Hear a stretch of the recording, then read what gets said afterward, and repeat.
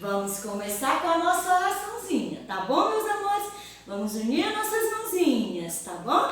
Vamos lá. Querido Papai do Céu, eu te agradeço por tudo. Obrigado, Papai do Céu, por cuidar bem de mim e da minha família. Cuide também dos meus amiguinhos, Papai do Céu. Amém! Oi, meus amores, a gente vai começar fazendo a nossa chamadinha, certo? Vocês vão, ouvir direitinho aí de casa para vocês verem onde é que vai estar o nomezinho de vocês. Vamos lá. Manuela Leite, oi. Alice Jorge, oi. Como estão vocês? Antonella, oi Antonella, tudo bem, meu amor? Isabelle, oi Isabelle, que saudade de vocês. Ana Luísa, oi Ana Luísa, tudo bem, meu amor? Laura, cadê você, Laurinha? Oi Laura, tudo bem, Laurinha? Cadê o Miguel Moisés? Cadê o João Vicente? Oi, João Vicente. Oi, meus amores, a tia Ilda tá com muita saudade de vocês.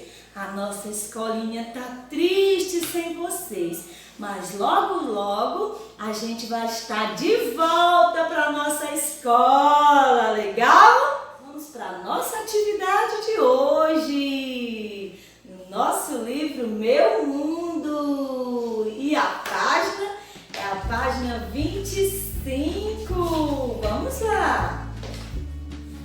Vá.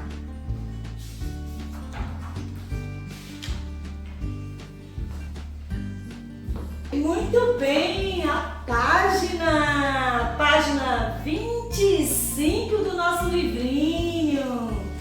Vamos lá, o que está pedindo nessa página? Olha, meus amores, está pedindo assim, para você, olha, colar nessa página aqui, olha, um quadrado aqui bem legal, amarelo, e o outro azul. E aqui embaixo desse amarelo você vai colar o animal grande.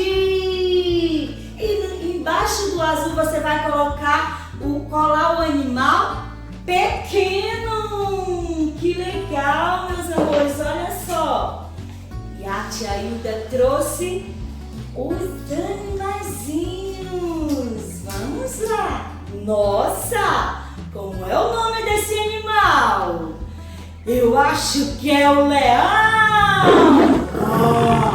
É o leão. Eu tenho um leão grande e tenho um leão pequeno. Que legal, esses leões estão muito bonitos. E agora eu tenho, olha, uma girafa grande e outra girafa pequena. Olha só. Que legal essa nossa tarefinha. Eu tenho um jacaré grande e um jacaré pequeno. Olha só o jacaré.